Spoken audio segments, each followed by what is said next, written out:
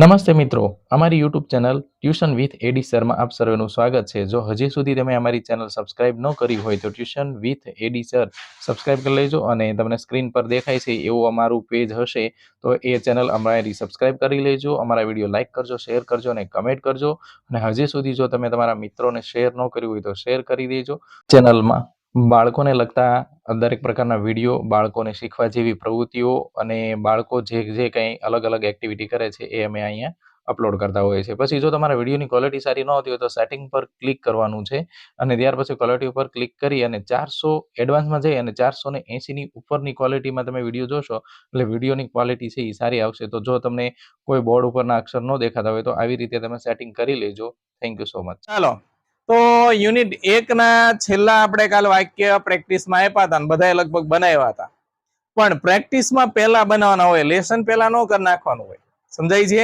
પ્રેક્ટિસમાં ખોટા પડે તો એ તમારે ફરી વખત લખવા પડે। એટલે પહેલા ગમે ત્યારે તમને પ્રેક્ટિસમાં કંઈ પણ આપવામાં આવે, દાખલા હોય કે વાક્ય હોય, જે હોય તો એ પહેલા પ્રેક્ટિસ બુકમાં પૂરું કરવાનું, એ સાચું પડે પછી પાકી બુકમાં લખવાનું અને પછી તમારે લેસન બુકમાં લખવાનું।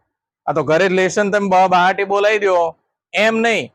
અને બીજું એક આપણે આ વેકેશનમાં ખાસ એ જ કરવાનું છે, અક્ષર સુધારવાના બધાના।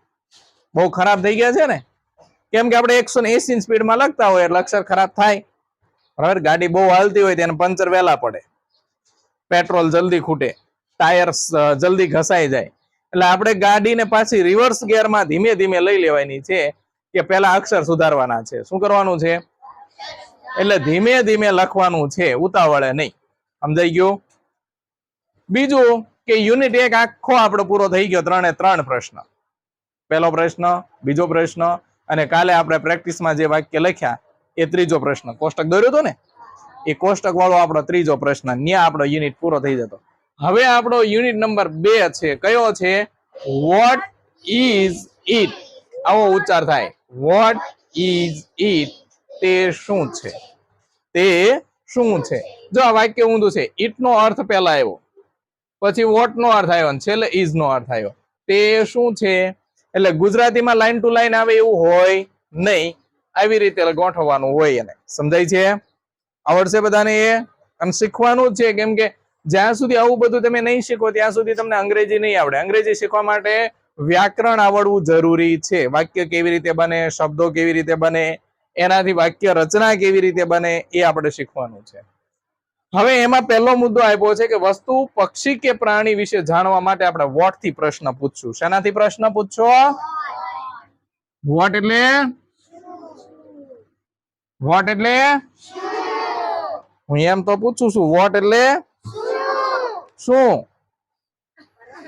વોટ એટલે એમ તો પૂછું શું,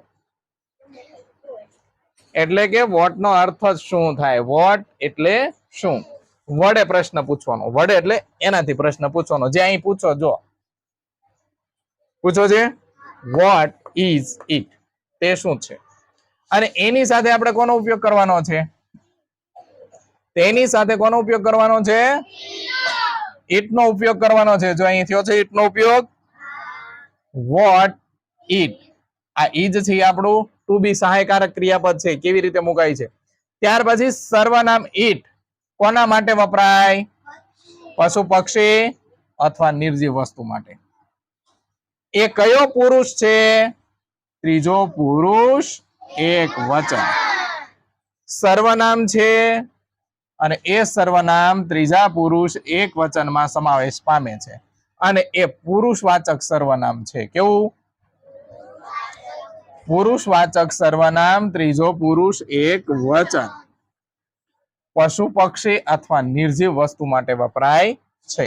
વાક્યની શરૂઆતમાં હોય એ અક્ષર કેવો લખાય? પહેલો અક્ષર કેવો લખાય? લખો છો ને તમે બધા? જેમ કે ઇટ કેપિટલ લખ્યો, ઇટ ની સાથે ટુ બી નું ક્રિયાપદ જ્યારે વર્તમાન કાળ હોય અને એક વચનમાં હોય ત્યારે ઇઝ વાપરવાનું છે। શું વાપરવાનું છે? એટલે જો અહીંયા શું વાપરવાનું? વોટ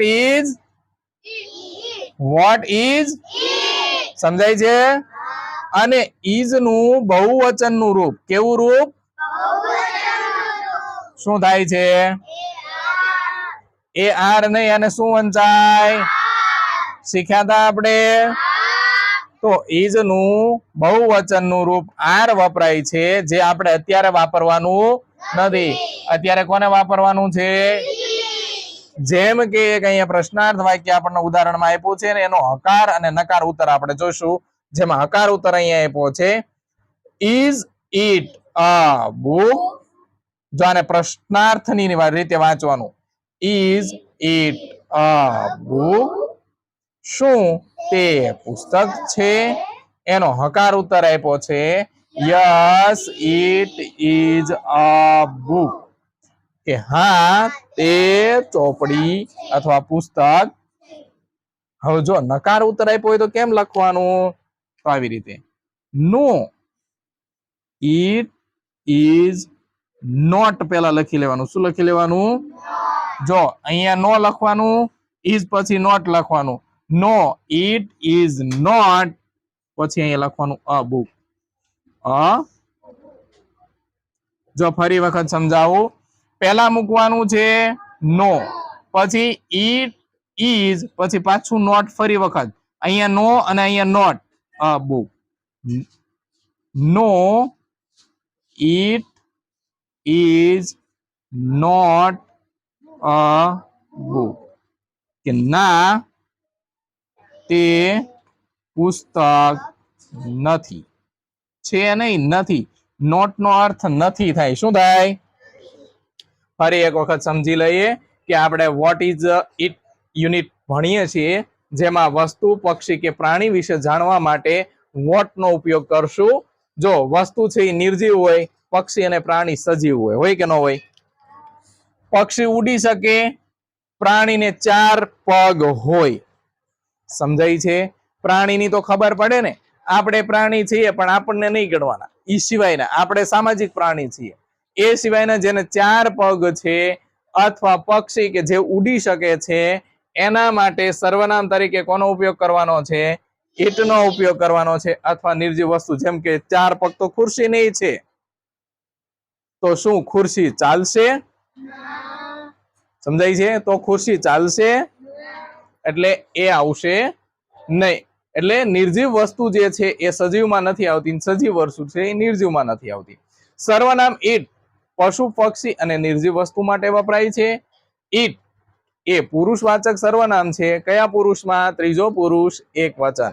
જો આ ત્રીજો પુરુષ એક વચન બહુ આગળ આપણને ઉપયોગી રહેવાનો છે વર્તમાન કાળ માટે. ત્રીજો પુરુષ એક વચન.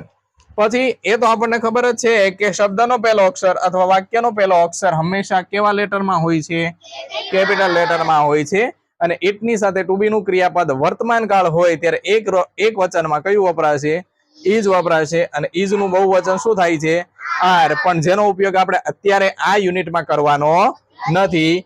જેમ કે પ્રશ્નાર્થ વાક્ય અહીં આપ્યું છે, જેમાં ટુ બી સહાયકારક ક્રિયાપદ આગળ લીધો છે, ઇઝ ઇટ અ બુક, શું તે પુસ્તક છે? જેનો હકાર ઉત્તર yes it is a book, હા તે પુસ્તક છે.